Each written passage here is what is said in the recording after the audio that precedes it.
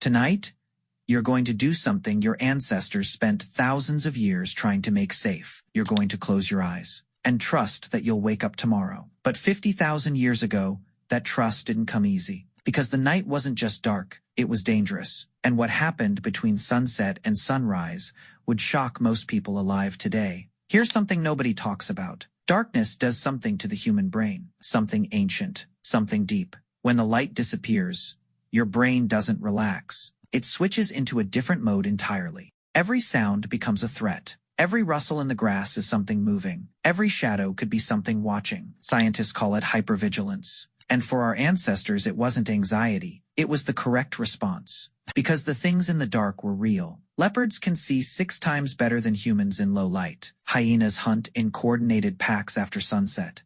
Cave lions were larger than modern lions, and they were active at night. Your ancestors didn't imagine monsters in the dark. The monsters were actually there, and the only thing standing between them and the darkness was fire. If you're new here, we cover stuff like this every week. Hit subscribe so you don't miss the next one. Let's start the moment the sun goes down. The first problem isn't sleep, it's fire. Because without fire, the night is pitch black. And in pitch black, you can't see what's coming. Early humans didn't just use fire for warmth. Fire was a psychological wall between them and everything outside. The light said, "We are here. We are awake. Don't come closer." Predators that hunted at night, leopards, hyenas, cave lions, they were real, and they were patient. So the fire wasn't just comfort, it was survival. Now, here's something most people don't think about. Who kept that fire going all night? Because somebody had to, and this is where ancient sleep gets fascinating. Researchers studied the Hadza, one of the last remaining hunter-gatherer groups on Earth,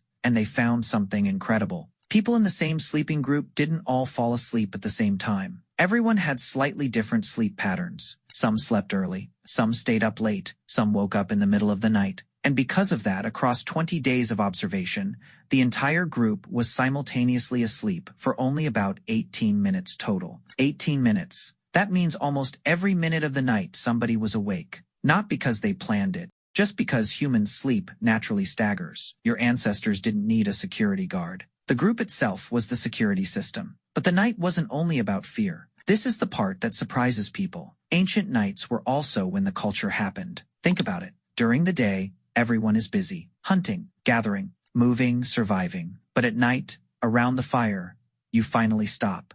And when you stop, you talk. Anthropologist Polly Weisner studied the Juhoansi hunter-gatherers and found something remarkable. Daytime conversations were mostly about food, work, and complaints. But nighttime conversations around the fire, they were full of stories about people, about the past, about the spiritual world. Researchers believe this is actually where human storytelling was born, not in books, not in art, around a fire, in the dark, when there was nothing else to do but talk. And those stories weren't just entertainment. They were how knowledge traveled, how culture survived, how one generation passed its wisdom to the next. The campfire at night was the world's first classroom. But there was something else happening at night that nobody could explain. Dreams. Every single night, ancient humans closed their eyes and entered another world. A world where dead people came back, where animals spoke, where they flew above the trees, where they hunted prey they had never seen.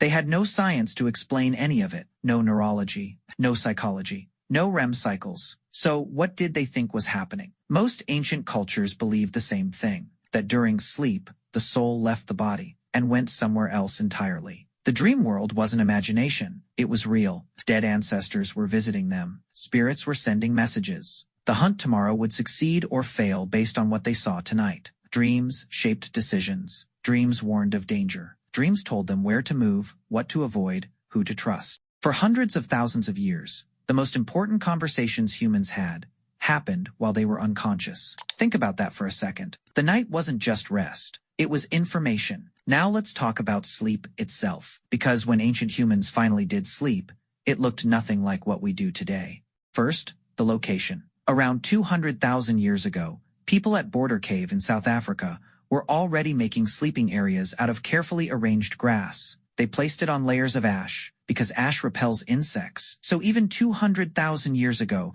someone was already thinking, I don't want bugs crawling on me while I sleep. Sound familiar? And they didn't sleep alone. People slept close together, bodies sharing warmth, someone's arm touching yours, a child tucked between adults. because cold was the second biggest threat after predators. In freezing temperatures, body heat kept people alive. Your ancestors didn't cuddle because it was romantic. They did it because it was survival. And here's something wild about how they actually slept. Modern research suggests ancient humans probably didn't sleep in one long 8-hour block. They likely slept in 2 separate phases. Sleep for a few hours. Wake up naturally around midnight. Stay awake for an hour or 2.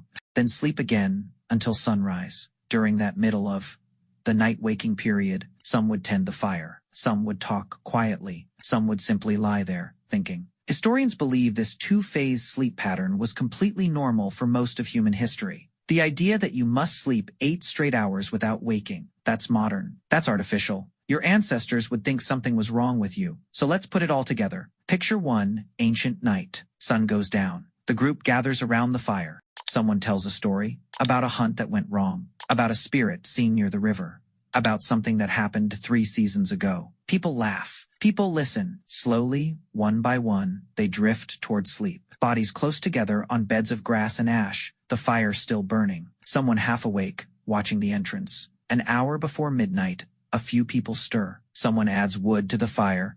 2 people talk quietly. A child wakes up and is pulled closer. Then silence again. Then sleep. Then dreams. Ancestors speaking. Spirits moving through a world with no edges. Messages arriving from somewhere the waking mind could never reach. Then, slowly, the sky begins to change. And here is where something remarkable happens inside the body. As the first gray light touches the horizon, before any alarm, before any sound, the brain begins releasing cortisol. A slow chemical sunrise happening inside you. Body temperature rises slightly. Heart rate begins to increase. The body is waking itself up, preparing for the world before the world even arrives. Birds start before the light comes. Their calls travel through the air and into sleeping ears. And something ancient in the brain responds. Not with alarm, not with panic, with recognition. It's time. And before the sun fully rises, people are already moving. Because in the ancient world, you didn't need an alarm. Your body was the alarm. The world woke you up,